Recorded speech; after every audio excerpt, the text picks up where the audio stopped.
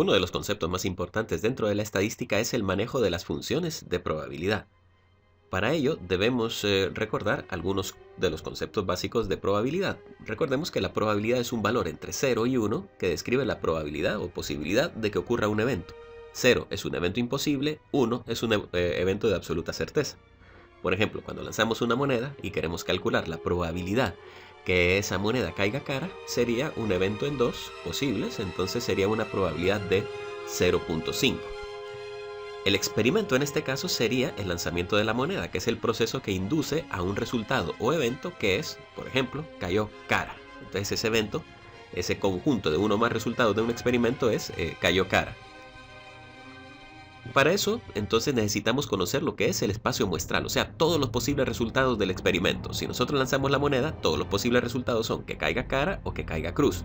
Si lanzamos un dado, entonces tendríamos, por ejemplo, los números del 1 al 6. Además, el lanzamiento del dado y el lanzamiento de la moneda son clásicos ejemplos de lo que se conoce como, precisamente, probabilidad clásica, dado que la probabilidad de que ocurra cada uno de los eventos es igual a la probabilidad que ocurra cualquiera de los demás. Por lo tanto, la probabilidad que caiga un dado que caiga cualquiera de los números es de 1 sobre 6, la probabilidad de que caiga cara o que caiga cruz es de 1/2.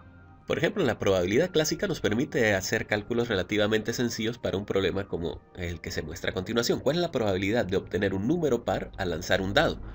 La probabilidad clásica nos permite hacer cálculos exactos de probabilidad porque uno puede estimar cuál es el número total de posibles resultados y el número de resultados favorables. En este caso, el dado tiene 6 posibles resultados, los números del 1 al 6, y tiene 3 resultados favorables, los números pares, que son 2, 4 y 6. Por lo que no costará entonces calcular el resultado de la probabilidad, que sería dividir 3 entre 6, o sea, 0.5.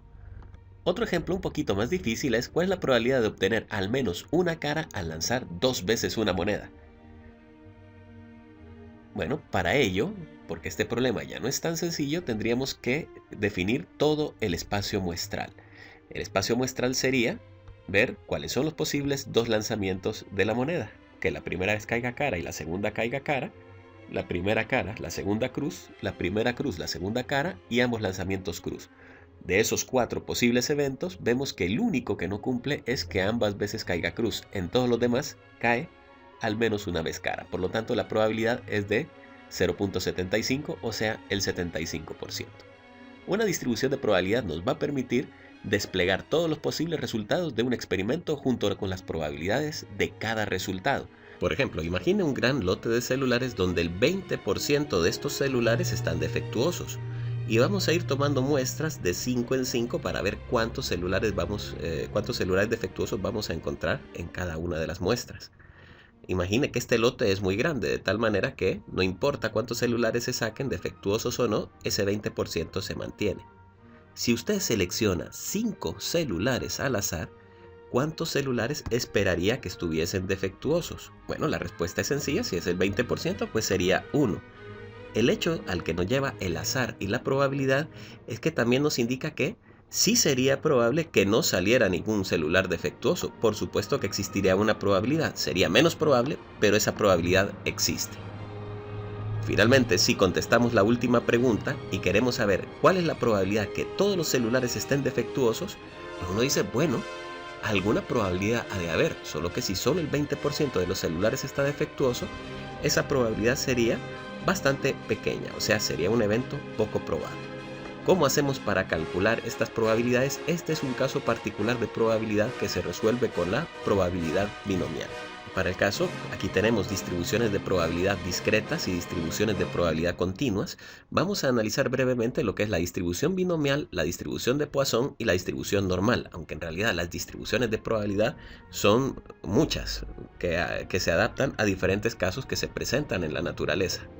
Para el caso, la distribución binomial. En la distribución binomial solo hay 2 resultados complementarios posibles para un experimento, usualmente denominados matemáticamente éxito y fracaso. En este caso sería la probabilidad de obtener un celular defectuoso y un celular no defectuoso cuando nosotros los extraemos de una muestra. Hay una fórmula, por supuesto este problema se puede resolver a través de la fórmula, a través de las tablas de los libros o utilizando los programas informáticos. Para resolver el problema que acabamos de plantear, el de los celulares, entonces vamos a mostrar el procedimiento utilizando Excel. Aquí tenemos la plantilla para resolver el problema utilizando la distribución binomial a través de Excel. Vamos a ver, la probabilidad de éxito en el problema es 0.2. El tamaño de la muestra es de 5. Y, por ejemplo, el primer inciso nos preguntaba cuál es la probabilidad que aparezca un celular defectuoso, que es ese 1 que estamos señalando ahí. Entonces, para ello, solamente utilizamos la función de la distribución binomial. Aquí está. Esa es la función que nosotros necesitamos. Y el Excel nos va a ir ayudando en el procedimiento restante. Número de éxitos. Entonces marcamos el 1. Número de ensayos, o sea, el tamaño de la muestra. Este valor es 5. Pero aquí voy a presionar la tecla F4, vean, aprieto F4 y aparece aquí unos signos de dólar que son un enclavamiento que lo que hace es que cuando yo arrastre la fórmula, entonces el valor de esta celda va a permanecer fijo, porque si yo aquí arrastro la fórmula, entonces también todas las celdas que están aquí copiadas van a ir arrastrándose. Entonces esto hace que esta celda quede fija, coma. Probabilidad de éxito, punto 2. También quiero que esta celda quede fija después del procedimiento de arrastre. Presiono F4. Y finalmente, no lo quiero como una función acumulada, entonces lo dejamos como falso. Eso quiere decir que la probabilidad que en una muestra de 5 de una población donde el punto 2 está defectuoso, o sea el 20%, la probabilidad de que en una muestra de 5 aparezca un celular defectuoso va a ser 0.4096. Y así simplemente arrastramos la fórmula para ver los resultados restantes. Ahí están los resultados restantes. Podemos ver que también es probable, pero menos probable, que aparezcan 0 celulares defectuosos. Y, como decía la última pregunta, que aparezcan 5 celulares defectuosos. ¿Cuál es la probabilidad? 0.00032. O sea, una probabilidad bastante pequeña, pero aún así sigue siendo un evento probable. Como las definiciones de la distribución de probabilidad nos indican, la suma de todas las probabilidades del espacio muestral debe ser 1, y efectivamente así lo es. La siguiente distribución es la distribución de Poisson, que describe el número de veces que se presenta un evento durante un intervalo específico. Típicamente los problemas que resolvemos son con intervalos de tiempo, pero también pueden ser intervalos de espacio, intervalos de área y otra cantidad de intervalos físicos que nosotros podamos conocer. Ahí tenemos la fórmula. Podemos resolverlo tanto utilizando la fórmula como utilizando tablas de libro, como resolviéndolo a través de programas informáticos, por ejemplo Excel.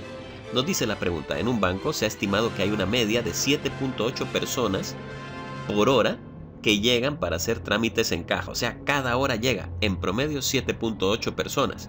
Como esto es aleatorio, entonces no sabemos cuántas personas va a llegar la siguiente hora, pero nos pregunta cuál es la probabilidad que durante la siguiente hora lleguen más de 10 personas. Vamos a resolver este problema utilizando Excel. Aquí tenemos todo preparado para resolver lo que es la distribución de Poisson con el problema que acabamos de mostrarles. Por ejemplo, bueno, aquí arriba tenemos lo que es la media, el número de personas por hora que van a estar llegando al banco, que dijimos es 7.8. Lo otro es, bueno, dijimos que seleccionemos un número aquí al azar. Queremos saber, por ejemplo, antes de resolver el problema que tenemos ahí planteado, cuál es la probabilidad que durante la siguiente hora llegue un número, no sé, de 4 personas. Entonces utilizamos la siguiente función, distribución de Poisson. Y entonces ahí aparecen los valores que tenemos que ingresar. X es el primero. Entonces deseamos saber la probabilidad de que lleguen 4 personas. Entonces ese va a ser el valor. La media, que es 7.8, cuando arrastremos la fórmula queremos que este valor no se vea arrastrado, así que presionamos F4 para enclavar la celda. Y finalmente le vamos a decir falso. No queremos que trabaje con la distribución acumulada, aunque después lo vamos a necesitar para resolver el problema planteado. Por lo tanto, aquí podemos ver que la probabilidad, si la media de las personas que llegan por hora al banco es de 7.8, la probabilidad de que lleguen 4 personas en una hora cualquiera es del 6.3%. Arrastramos la fórmula, repetimos el proceso anterior, y entonces ahí podemos ver ¿Cuál es la probabilidad de que ocurra todos y cada uno de los siguientes eventos? Entendiendo que más allá del fin, más allá pueden llegar más de 12 personas, pueden llegar 13, 14, 15, 16, etcétera. El espacio muestral en una distribución de Poisson puede ser un espacio muestral relativamente grande. Ahora, si nosotros queremos resolver, es por eso que aquí, por ejemplo, si hacemos la sumatoria no va a dar 1, porque todavía podemos encontrar más elementos dentro del espacio muestral, más allá del 12. Vemos que aquí tenemos acumulados el 94.53%. Por ejemplo, si queremos resolver el inciso que se nos acaba de mostrar, entonces queremos saber cuál es la probabilidad de que aparezcan más de 10 personas en el banco. Bueno, podemos aplicar la distribución de Poisson, pero de forma acumulada. Entonces aquí tenemos esto.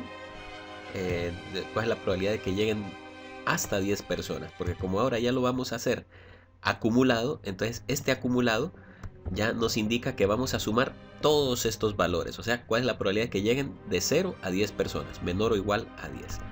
Esa probabilidad es del 83.5%. Por lo tanto, si lo restamos de 1, vamos a obtener una probabilidad de que lleguen más de 10 personas. Y esta probabilidad es de 0.16477 o 16.5%. Finalmente, la otra distribución es la distribución normal. La distribución normal ya tiene una fórmula muy compleja como para que nosotros la trabajemos a pura calculadora. Ahí la podemos ver. La distribución normal se define a través de los parámetros de la media y la desviación estándar. Aquí típicamente utilizamos tablas del libro o utilizamos también Excel u otros programas informáticos. La distribución normal viene de que ciertas variables pueden tener un comportamiento normal cuando nosotros los graficamos. Por ejemplo, imaginen que ustedes quieren tomar, no sé, el peso de una población. Entonces vienen y dicen, bueno, voy a seleccionar 15 personas aleatoriamente, las voy a clasificar en una distribución de frecuencias, voy a dibujar un histograma, voy a graficar un histograma y vamos a ver cuál es el comportamiento de la variable. Si pusiéramos 15 personas, vamos a ver que la mayoría de las personas van a estar con valores alrededor de la media, con algunas personas que son un poco más ligeritas y unas personas que son un poco más pesaditas. Si no nos sentimos satisfechos con haber tomado solamente 15 personas, podemos ampliar el tamaño de la muestra a, por ejemplo, 50. Y entonces la distribución de probabilidad se convierte a una distribución de este tipo donde la mayor parte de los datos se van agrupando alrededor de la media, van apareciendo pocas personas que son poco pesadas y van apareciendo pocas personas que son muy pesadas. Esto debido a que el comportamiento de esta variable es normal. Si no nos sentimos satisfechos, tomamos una muestra más grande, por ejemplo 200 personas, volvemos a hacer una distribución de frecuencias, volvemos a elaborar el histograma y vamos a ver que este comportamiento sigue y va manteniendo una tendencia donde la mayoría de los datos se van agrupando alrededor de la media, pocos datos son poco pesados, pocos datos son muy pesados.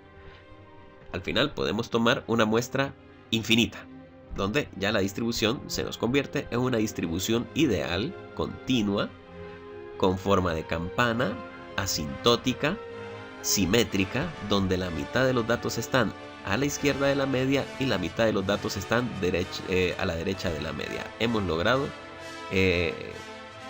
construir una distribución normal o gaussiana. Y con ella podemos resolver problemas de variables que se comporten de forma normal. Aquí podemos ver otras características. El 68.3% de la población se va a encontrar entre -1 y una desviación estándar cuando la distribución normal es ideal.